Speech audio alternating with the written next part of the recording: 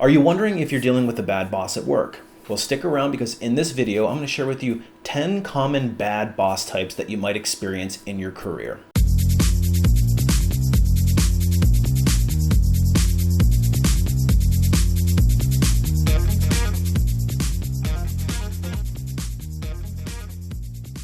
Hey everybody, it's Brian from A Life After Layoff, and today I want to talk to you about the 10 most common bad boss types that you might run into. Now, I spent the last 20 years of my career working as a human resources and talent acquisition professional for some of the world's largest and most well-known companies. I've actually been pretty fortunate to work with a lot of really great bosses, but even I've had a few doozies. I want to spend a few minutes covering some of the bad boss types that you might be running into in your career, how you can diagnose what kind of boss you're working for, and maybe make a decision whether or not it's a type of environment that you want to stick with, or maybe open yourself up to some change. But before we get too far into it, if you're interested in more videos about how to further your career and really put yourself into the driver's seat, make sure you hit that subscribe button. All right, so let's cover the 10 most common bad boss types that I've seen, maybe you're experiencing.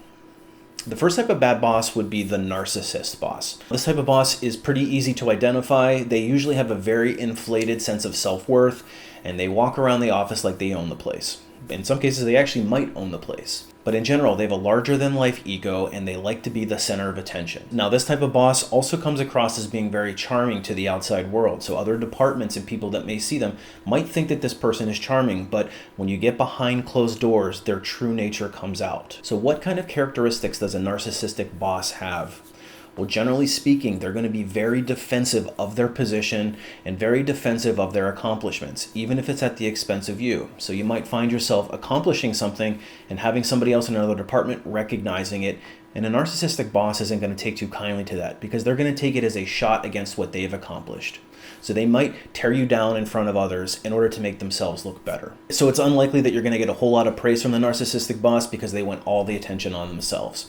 If you're working for somebody like this, unfortunately, there's not a whole lot that you can do other than cut bait and move on. The next type of boss that you might experience is the aloof boss. And I would say the aloof boss is generally a likable person, but they just don't really know what's going on in their department. And in fact, you may even wonder if they truly have a good grasp on the type of work that you're doing, or if you were to leave, would they even be able to fill in until they could find somebody else?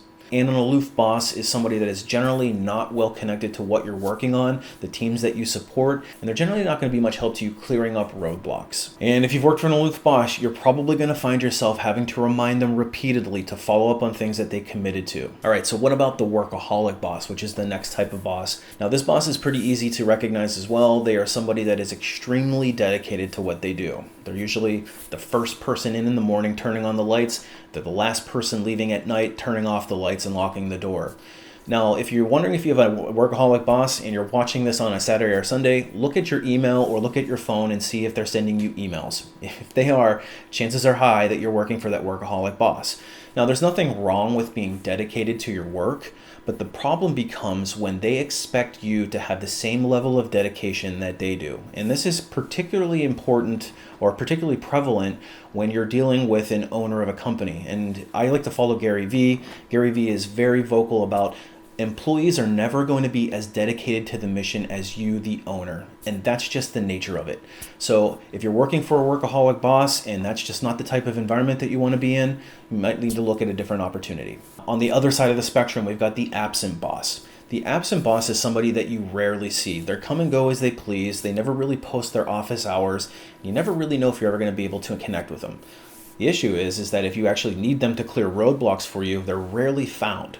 And if they are found, they're usually behind closed doors and in business meetings, and nobody really has a good idea of what they're doing. On the flip side, they also don't know what you're doing, or likely don't know what you're doing. And so when you receive performance feedback from them, you kind of wonder, like, well, where did you pull this from? Because you have absolutely no idea the types of projects that we're dealing with. Now, while it might seem like a breath of fresh air to not have somebody breathing down your back, it is certainly nice to know that you can go to somebody and reliably have them help clear roadblocks for you. So the absenteeism boss isn't the worst kind of boss that you can experience, but it is definitely not the ideal boss. What about the angry boss? Now, every organization seems to have at least one of these hotheads, and everybody in the organization knows who they are. You can frequently hear them screaming from their office or making a big commotion, and everybody in the department knows who's in trouble. They usually fly off the handlebars at a moment's notice, and everybody seems to walk around on eggshells. Now, I don't know too many people who like to be ruled by intimidation, and for whatever reason, these types of bosses always seem to make their way to leadership positions even as they lack that emotional intelligence. If you find yourself working for an angry boss who's always screaming and yelling and belittling you in front of your coworkers, there is almost no upside to working for them.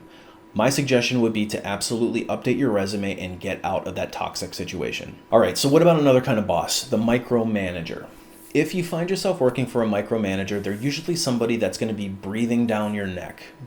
They're a little too in the weeds. They get involved in almost every aspect of your job, watching every step you make and then calling you out on mistakes almost seemingly in real time. You almost wonder how they get their own job done when they're so entrenched in what everybody in their department is doing.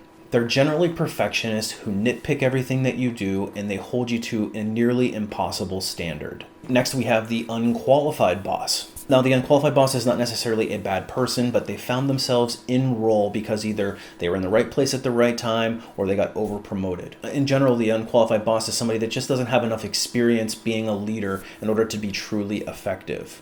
And they may look at somebody more senior to them coming into their department as a threat. They'll typically use your experience to make them look better in front of their peers. And there may be a sense of insecurity in their leadership style because they don't have the goods to back it up. So they can be overly harsh with you in order to establish a dominant relationship. Or at worst, they have no idea that they have no idea, and you're left cleaning up the mess. Either way, it's a challenging situation to be in. Now let's talk about the next kind of boss, the Nepotism Boss. The Nepotism Boss is usually found in small to mid-sized companies where they have a direct relationship with the owner or the CEO. Usually this person takes the form of a family member, but it actually could be also a colleague, somebody that they used to go to school with, or some friend that they had on the outside who is placed into a position of power even though they haven't earned it. They often have a high sense of entitlement and use their position of power to gain dominance over the rest of their group. Now, if you're working with a nepotistic boss, you probably notice that they fall into several other categories, but it's generally a very difficult situation to be in. Which leads us to the timid boss. Now, the timid boss tends to be pretty mousy and stays to themselves, and when they go into business meetings, they're usually not a presence in the room. A lot of times these bosses have been in role for a very long time and they don't go anywhere. So you may find yourself stuck behind them in upward mobility. The timid boss is also somebody that is usually pushed around by their peers and is not going to be generally somebody that's going to have your back in a business meeting or in a business decision that may be adverse. So if you're looking for somebody to back you up and defend you, the timid boss is probably not going to be your best bet. Because rather than confronting the situation, they'll usually bow to peer pressure and let the other departments get their way. Now, the last major type of bad boss might surprise you. It's actually the friend boss. Now, this might be somebody that you knew on the outside who brought you in, or it may be somebody that you just really hit it off with and became friends outside of work, or could see yourself being friends outside of work. That might sound like a great person to work for, and in a lot of cases it actually is. Because when you really like your boss, it is certainly a lot easier to show up on Monday morning and really give your best effort. Where the danger lies in the friend boss, though, is when you have to get performance feedback. Now, if you're working very closely with somebody that you consider to be a friend, they may have a difficult time providing you with necessary developmental feedback or performance feedback that's actually going to hold you back in your career development. Or you may find yourself in a situation where out of loyalty, you stay in role too long. Now, I made another video about the danger of staying in the same job for too long and how it's detrimental to your career. I will leave a link for that. But at the end of the day, working for somebody that you consider to be a friend isn't the worst situation that you can be on, but just know the dangers associated. All right, so there you have it. There's 10 major types of bad bosses that you might encounter in your career. If you find yourself in any one of these situations, it doesn't necessarily mean that you should go rushing out to quit, but you should at least have a game plan and know exactly how you're going to handle your career. Because I'm a firm believer that a steady job is not an excuse to tolerate a bad work situation. But if you find yourself ready to leave and you think you need some help, that's actually what I specialize in.